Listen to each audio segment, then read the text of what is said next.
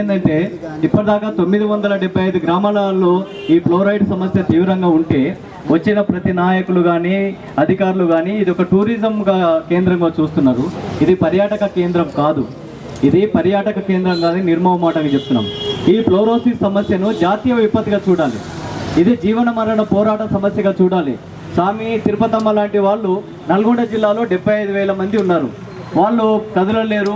కనీసము మేము ఏమంటున్నామంటే ఒక స్వామి ఒక మొగైన ఆ అమ్మాయి తిరుపతమ్మ ఈరోజు వాళ్ళకి వెనక ముందు ఎవరు లేరు.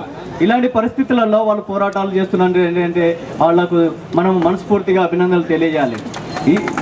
ఇంకా ముఖ్యంగా పోయినట్లయితే ఈ సంవత్సరం చూసిన వాళ్ళు నెక్స్ట్ సంవత్సరం ఉండలేరు. కాలగర్భంలో గలిచిపోతున్నారు. ఈ సమస్యకు తాగునీరు ఒక కారణమే కాకుండా శాశ్వత పరిష్కారానికి నదీ జలాలు ఇవ్వాలనేది మనం డిమాండ్ చేస్తున్నాం. ఏదైతే సత్యనారాయణ సారు జల సాధన సమితి ద్వారా ఏదైతే గ్రామాలకు పోరాటాలు చేస్తున్నారో అదేవిధంగా ఆ పోరాటాలు ఖచ్చితంగా అవసరము. దీనికి ప్రాంతీయ వివక్షత కూడా ఖచ్చితంగా కొట్టొచ్చినట్టు కనిపిస్తుంది. ఎన్నాళ్ళు పోరాటాలు చేద్దాము. నల్గొండ జిల్లా అనగానే పోరాటాల కిల్లా, విప్లవాల కిల్లా, నైజాం నిరంకుశ పాలన వ్యతిరేకించిన ఈ బిడ్డలు ఈ ఫ్లోరోసిస్ వ్యాధికి జీవోత్సవాలుగా మారుతుంటే మీకు ఏమనిపిస్తుంది? ఎక్కడన్నా మీకు చలనం లేదా?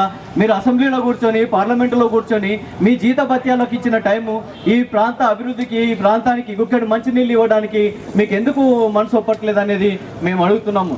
ఏదైతే గుక్కడి మంచినీళ్ళ గురించి ఈ ప్రపంచంలో ఎక్కడ కూడా పోరాటాలు చేయలే, నల్గొండ జిల్లా తప్ప. ఎందుకు ఇంత దుర్మార్గమైన పరిపాలన ఎన్నాళ్ళు అందిస్తారు? ఇట్లాంటి ధృతరాష్ట్రంలో పరిపాలన ఎన్నాళ్ళు మీరు పరిపాలన చేస్తారు అనేది మేము ఆవేదన వ్యక్తం చేస్తున్నాం. ఇంకా కూడా నేటికి తరతరాలుగా జలయజ్ఞాలు, నీరు మీరు రకరకాల కార్యక్రమాలు పెట్టి ప్రజాధనాన్ని వృధా చేస్తున్నారు.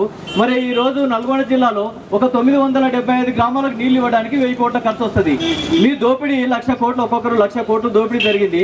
ఎల్లపల్లి ప్రాజెక్టులో దోపిడీ జరిగింది, పోలవరం ప్రాజెక్టులో దోపిడీ జరిగింది, రకరకాల ప్రాజెక్టులలో దోపిడీ జరిగింది.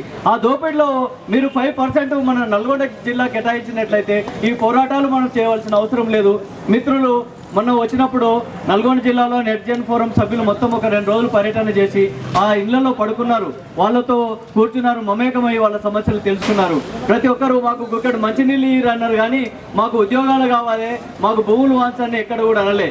ఇలాంటి పోరాటాలు నల్గొండ జిల్లాకి ఇంకెన్నాళ్ళు ఈ నోటి పోరాటాలు అని చెప్తున్నాము. ఓన్లీ చెప్పుకోవడానికే కాదు, ఇది మనం అందరం కదం తొక్కాలి, నడుము కట్టాలి. ఖచ్చితంగా ఇది ఎక్కడనో ఒక దగ్గర అంతం చేయకపోతే మీకు గ్రామాలలో తిరగనీయం. ఓట్లకు ఇది ఓటు బ్యాంక్ సమస్యగా చూస్తున్నారు. అందుకనే స్వామి తిరుపతమ్మ జడ్పీటీసీలు ఎమ్మెల్యేలో పోటీ చేశారు. సత్యనారాయణ సారు 520 మందిని పార్లమెంటుకు పోటీ చేయించారు. అంటే మేము కూడా ఎన్నికలలో ఉంటామని చెప్పడానికే మీరు డబ్బులు ఇచ్చి ఓట్లు కొంటారు, కానీ సమస్యలు అట్లే ఉన్నాయి. దీన్ని ఓటు బ్యాంక్ సమస్యగా చూడకండి, ఇది జీవన మరణ సమస్యగా చూడాలని మేము చెప్తున్నాము.